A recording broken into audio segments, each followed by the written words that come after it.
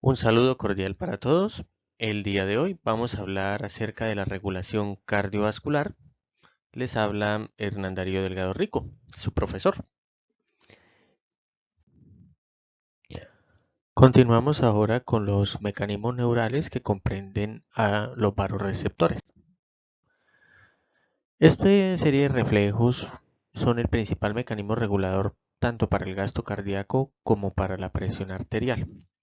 Vamos a encontrarnos con dos tipos de vasoreceptores, unos llamados de alta presión que corresponden fundamentalmente a vasoreceptores arteriales y unos vasoreceptores llamados de baja presión, los cuales pues son llamados cardiopulmonares. Estos vasoreceptores cardiopulmonares funcionan fundamentalmente como unos receptores acerca del volumen que está llegando para ser bombeado al corazón. En el caso de los vasoreceptores arteriales, pues vamos a ubicarlos a nivel de la aorta y los senos carotídeos, en el callado aórtico y en estos senos carotídeos, y son sensibles a la distensión de la pared. En la medida en la que la presión arterial va siendo mayor, produce una mayor distensión de la pared y esto aumenta la frecuencia de disparo de estos vasoreceptores, básicamente por aumento de esa tensión a través de la pared del vasoreceptor por la eyección pulsátil ocurrida durante el periodo eyectivo del ciclo cardíaco. En el caso de los vasoreceptores cardiopulmonares vamos a encontrarlos presentes en los atrios, en los ventrículos y en los grandes vasos pulmonares como los derivados de la arteria pulmonar. Estos básicamente son sensibles a la distensión por aumento en el volumen de la cavidad o del vaso arterial pulmonar, tratándose de que son circuitos de baja presión. Observemos en este esquema, ante una situación de elevación de la presión arterial, se va a producir una mayor frecuencia de disparo desde los vasoreceptores del callado aórtico y esta aferencia viaja a través del nervio vago para desembocar en el núcleo del tracto solitario. Allí, desde este núcleo del tracto solitario, van a ocurrir influencias excitatorias hacia el núcleo ambiguo, de manera que aumenta la actividad vagal y eso trae como consecuencia una disminución del gasto cardíaco, fundamentalmente por reducción de lo que es la frecuencia cardíaca. Y de esa manera, pues, puede bajar la presión arterial y la presión arterial media.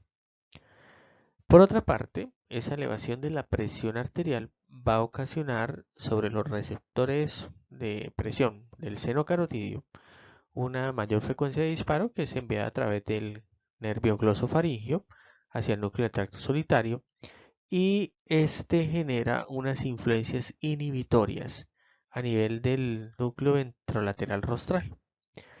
Por lo tanto, se reduce la actividad del simpático, lo cual pues reduce la resistencia vascular periférica y también actúa en reducción del gasto cardíaco, básicamente por disminución de frecuencia cardíaca y de volumen latido, es decir, por disminución del inotropismo y el cronotropismo. De esa manera pues se logra disminuir la presión arterial media.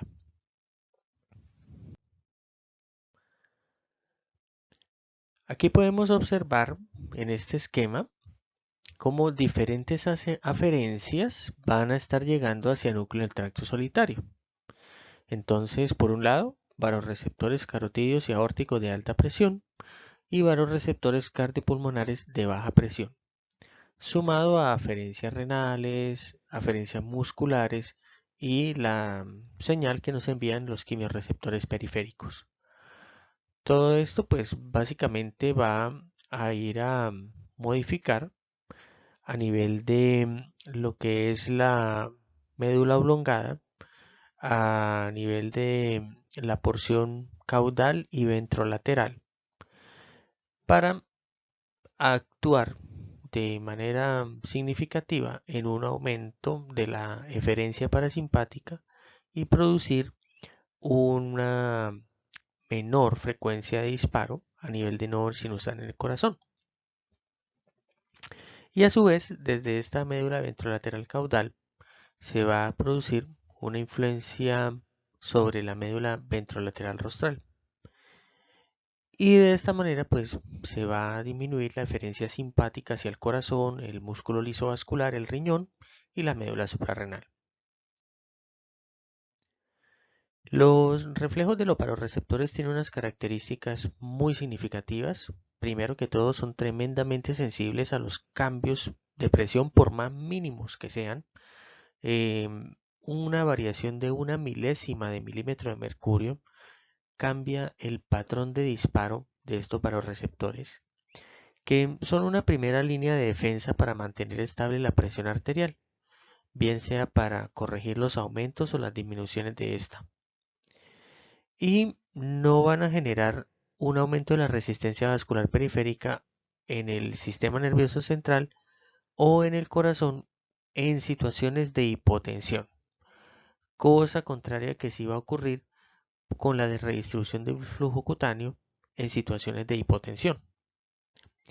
Y también una cosa característica que tiene la frecuencia de disparo de estos baroreceptores es que al inicio de la sístole la señal es de mucha mayor frecuencia que durante el periodo diastólico.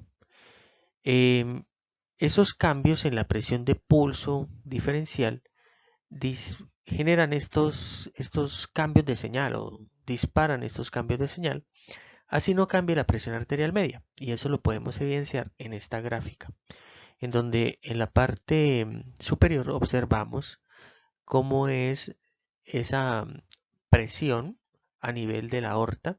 Aquí podemos observar la incisura o muesca dicrótica que nos marcaría el inicio de la diástole ventricular. Aquí vemos cómo en ese periodo inicial de la sístole, aquí está la sístole, sería aquí la parte como contracción isovolumétrica, periodo eyectivo, vemos como la frecuencia de disparo es mucho mayor que cuando se observa en la diástole, incluso para presiones que ya comienzan a ser ligeramente elevadas, como una presión arterial media de 100 milímetros de mercurio, o ya francamente elevadas, como una presión arterial media de 125 milímetros de mercurio. Entonces vemos como la presión arterial media a lo largo de todo el ciclo cardíaco nos da un valor de 125 milímetros de mercurio. Sin embargo, al inicio de la sístole, en esa protosístole, es mucho más frecuente el disparo del baroreceptor que durante el periodo diastólico. Otras características que tienen estos varoreceptores es que pueden adaptarse cuando tenemos presiones arteriales elevadas. Este fenómeno de adaptación aparece de 1 a 2 días siempre y cuando se mantenga la presión elevada. Para el varoreceptor carotidio, la pérdida de disparo ocurre más o menos con una presión de 40 milímetros de mercurio, mientras que su máxima frecuencia de disparo está alrededor de los 180 milímetros de mercurio. En el caso del baroreceptor aórtico, él pierde su frecuencia de disparo hacia los 70 milímetros de mercurio y su máxima frecuencia de disparo está entre los 190 a 200 milímetros de mercurio. Entonces, esa capacidad de adaptarse estos baroreceptores generan una especie de reajuste del reflejo en el sistema nervioso central y una menor efectividad del mismo. De manera que el sistema nervioso central empieza a hacerse de cierta manera, entre comillas, tolerante a esa alta frecuencia de disparo que está recibiendo de manera permanente desde los baroreceptores y a generar una menor eferencia por vía autonómica hacia el corazón. Hay que tener presente que estos mecanismos pues también han sido estudiados y que hay pues diferentes sustancias como la anandamida o algunas sustancias que tienen que ver como la ciclohexilasa 1, la calcitonina, la proteína 1, que modifican la actividad de estos receptores y también generan que a nivel del sistema nervioso central se estimule la producción del óxido nítrico o también se controle la liberación del GABA y el glutamato para modular o modificar la actividad de estos vasoreceptores de alta presión. También los vasoreceptores pueden precipitar efectos hormonales. Uno de ellos tiene que ver con el sistema de renina-angiotensina-aldosterona, en donde esa disminución de la descarga del vasoreceptor, bien sea por el glosofaringio o por el vago, aumenta la eferencia simpática hacia el riñón. Y esto estimula sobre receptores beta 2 que ocasiona una mayor liberación de renina. Esto es para actuar en una situación de disminución de la presión arterial. Y por el sistema de la vasopresina u hormona antidiurética, en donde esa disminución de estímulos hacia el núcleo del tracto solitario va a reducir eferencias hacia el núcleo paraventricular del hipotálamo.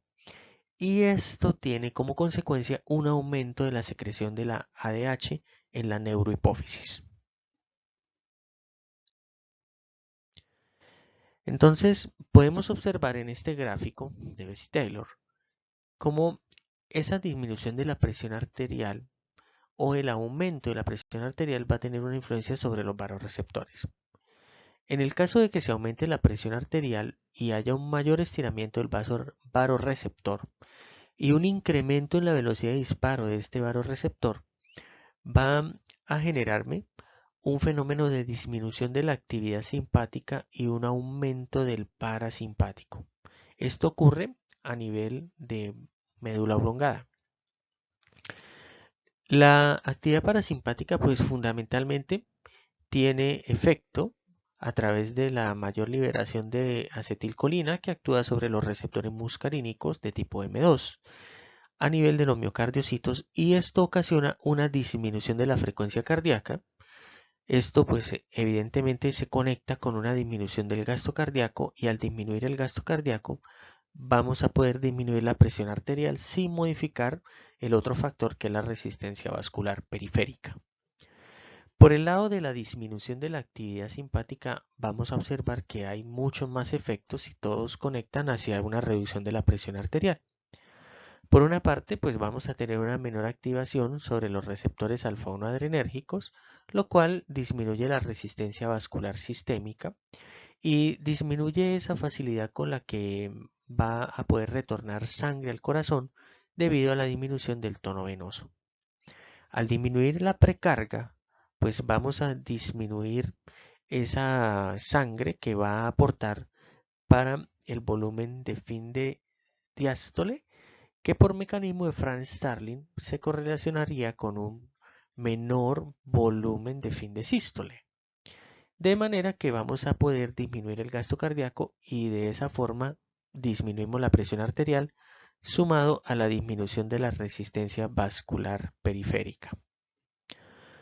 Por otro lado, la disminución de la actividad simpática sobre los receptores beta 1 adrenérgicos y estos especialmente a nivel de los miocardiocitos reduce su fuerza contráctil y por lo tanto el volumen sistólico y el gasto cardíaco.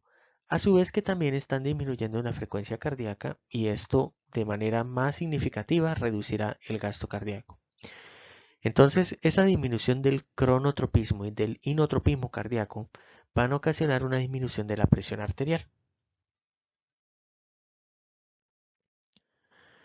Los vasoreceptores cardiopulmonares o de baja presión pues son sensibles fundamentalmente a los cambios de volumen que son dados por la distensión de las paredes de los atrios y los ventrículos o a nivel de los vasos pulmonares fundamentalmente en las derivadas de la arteria pulmonar. Ellos van a remitir la información al núcleo del tracto solitario y algunos núcleos supravulvares que son bastante difusos. Al aumentar el retorno venoso sobre estos vasoreceptores, vamos a generar una mayor distensión de las paredes y esto ocasiona un aumento en la actividad simpática con una disminución de la actividad parasimpática. Esto se puede conectar como un mecanismo explicatorio para el reflejo de Bainbridge. Ahora, Hay una serie de interacciones que son interesantes en los varorreceptores cardiopulmonares. Si la señal de estos varorreceptores se aumenta por un mayor volumen a nivel central, es decir, eh, una mayor disponibilidad de sangre en el sistema de las venas cava, por ejemplo, la actividad del varorreceptor va a disminuir. Y el aumento de la señal de los varorreceptores cardiopulmonares se correlaciona con una disminución de la actividad del sistema de renina-angiotensina-aldosterona y menor secreción de ADH, porque el organismo entiende que hay una buena polemia con la cual el sistema circulatorio puede mantener la presión arterial de manera adecuada. Muy bien, ahora vamos a continuar con una miscelánea, un conjunto de mecanismos neurales que tienen que ver con la regulación cardiovascular. Comenzaríamos con los quimiorreceptores. Los quimiorreceptores empiezan a tener una actividad en fenómenos de bajo gasto. El bajo gasto usualmente se va a correlacionar con una reducción de la presión arterial media. Y cuando la presión arterial media empieza a ser menor a 80 milímetros de mercurio, los quimiorreceptores cobran un papel ya mucho más protagónico. Esto es básicamente como un mecanismo de protección o de emergencia cuando el reflejo de los varorreceptores fracasa. Vamos a encontrar que en los cuerpos carotídeos y aórticos hay unas células que son sensibles a la disminución de la presión arterial de oxígeno y la elevación del pH, la cual, digamos que de cierta manera, es algo más significativo que la presión del dióxido de carbono arterial. Entonces, esto va a generar una señal de mayor frecuencia hacia el núcleo del tracto solitario. Y esta también va a enviarle una señal al núcleo ventrolateral rostral. A nivel del bulbo raquídeo, pues vamos a encontrar que existe un mecanismo que es sensible a la presión del dióxido de carbono. Y esta presión elevada del dióxido de carbono, junto al agua que está por allí, va a permitir una mayor formación del ácido carbónico, el cual se disocia en bicarbonato de hidrogenión. Y esa mayor disponibilidad de hidrogeniones pues me va a ocasionar una disminución del pH. Esto me va a generar una mayor frecuencia en la señal hacia el núcleo ventrolateral rostral. Y ambos mecanismos van a ocasionarme un aumento de la resistencia vascular periférica primordialmente en lo que tiene que ver la circulación sistémica, con excepción de las arterias coronarias y el sistema nervioso central. En las arterias coronarias y el sistema nervioso central el comportamiento es diferente, ya que estas arterias se vasodilatan cuando hay influencia del simpático o cuando hay cambios en la gasometría, como es el caso de una disminución de la presión arterial de oxígeno. Esto, digamos que es una respuesta adaptativa del organismo frente a una situación en donde existe una mayor exigencia, como la respuesta frente al alarma y el estrés. Otro mecanismo que tiene un sustrato neural y que ayuda a la regulación cardiovascular, sobre todo a nivel de los segmentos de las extremidades y órganos esplácnicos, tienen que ver con la presencia de señales de dolor, eh, usualmente como consecuencia de fenómenos de isquemia, de falta de riego sanguíneo. Cuando hay sensaciones dolorosas, se va a terminar activando el sistema simpático hacia el corazón y los vasos sanguíneos, mientras que el parasimpático se disminuye. Esto a la larga pues aumenta el gasto cardíaco, la resistencia vascular periférica y la presión arterial media. Y es explicatorio de mecanismos como la respuesta hipertensora al frío o la respuesta hipertensora proveniente de receptores cutáneos. Cuando tenemos dolor en órganos profundos, por ejemplo en las vísceras, en el caso de situaciones de aplastamiento de las vísceras o aplastamiento de segmentos de las extremidades, articulaciones rotas o la distensión intraabdominal, se disminuye la frecuencia cardíaca, por consiguiente el gasto cardíaco, y también hay una disminución de la resistencia vascular periférica y la presión arterial media.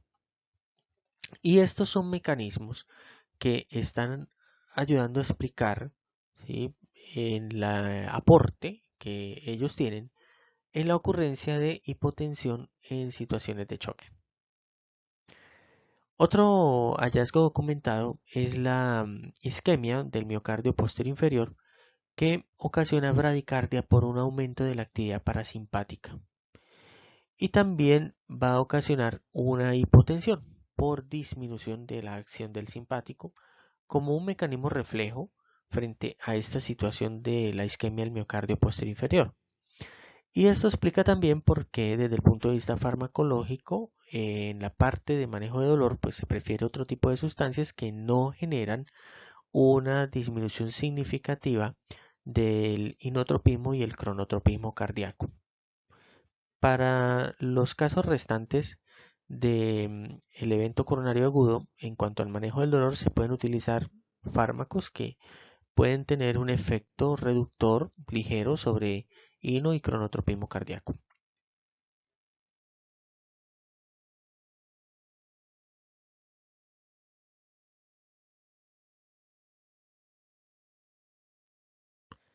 Y finalmente, para hablar acerca de los mecanismos neurales de las emociones y de la conducta, como es el caso de la respuesta de lucha o fuga, en donde vamos a encontrar que el sistema simpático se activa a nivel de sinapsis adrenérgicas, fundamentalmente en el corazón, aumentándome el inotropismo, el cronotropismo y por consiguiente el gasto cardíaco. Y por otro lado vamos a tener una influencia simpática de tipo colinérgico, como una de las excepciones a la regla de la sinapsis postganglionar simpática, que ocurre en las arteriolas de los músculos esqueléticos, y esto disminuye la resistencia vascular periférica. Esto fundamentalmente busca que el flujo hacia los músculos esqueléticos sea mucho mayor, ya que ellos van a estar necesitando un buen aporte de oxígeno y de nutrientes para las contracciones musculares. Cuando cesa la amenaza, hay una disminución de la frecuencia cardíaca, del gasto, la resistencia vascular periférica y la presión arterial media por una disminución de la actividad simpática. En el caso de los humanos, pues no siempre vamos a encontrar en respuestas frente a situaciones de lucha o fuga, em, sino que puede presentarse una situación en donde una influencia excesiva del parasimpático puede causar un síncope, y esto se llama el síncope vasovagal en situaciones que puede aparecer en situaciones de estrés o de estar haciendo ejercicio. Entonces, se habla de un fenómeno disociativo porque hay un aumento de la actividad del parasimpático en el corazón y disminución de la actividad simpática en la resistencia vascular periférica. Esto pues evidentemente va a disminuir el cronotropismo cardíaco y va a disminuir la precarga. Por lo tanto, la persona hace bajo gasto y entra en un estado de síncope. Se ha descrito que algunas prácticas, ¿sí?, o condicionamientos conductuales, por ejemplo la meditación, pueden generar influencia sobre la actividad del sistema autonómico, y se ha explicado por anulación del reflejo varoreceptor por una vía corticobulbar en situaciones de estrés alto. Entonces, vamos a encontrar que se disminuye o se anula la acción del parasimpático secundaria a una elevación de la presión arterial media. Y a nivel del ejercicio, nos vamos a encontrar un fenómeno de respuesta paradójica en donde la orden central es básicamente disminuir la acción del parasimpático y estimular al corazón. Eso ocasiona que haya una redistribución del flujo sanguíneo en las vísceras presentes en nuestras cavidades espláncnicas para ponerlo toda esa sangre adicional, por decirlo así, hacia los músculos esqueléticos. Y también los fenómenos termorregulatorios influyen en el flujo sanguíneo cutáneo. De hecho, pues las personas que hacen ejercicio con regularidad tienen un mejor riego sanguíneo cutáneo y es un mecanismo que más fácilmente les ayuda a perder calor asociado al ejercicio. Mientras que las personas que no tienen muy buen acondicionamiento físico, usualmente su temperatura corporal se eleva más, ya que no tienen una, digamos, adecuada pérdida de calor a través de la redistribución del flujo sanguíneo hacia la piel. En el caso del reflejo de inmersión, se ha descrito que cuando sumergimos nuestra cara en agua fría, ocasiona bradicardia y vasoconstricción a nivel sistémico. Este es un reflejo que se aumenta o se hace más notorio si se eleva la presión arterial del dióxido de carbono, como en las situaciones de apnea, que muchas veces esto es concomitante con la disminución de la presión arterial de oxígeno y la disminución del pH, es decir, una acidemia. ¿Cuál es la finalidad de esto? Redistribuir flujo sanguíneo, fundamentalmente hacia el corazón y el sistema nervioso central, que son zonas en donde no va a ocurrir vasoconstricción asociada al reflejo de inmersión.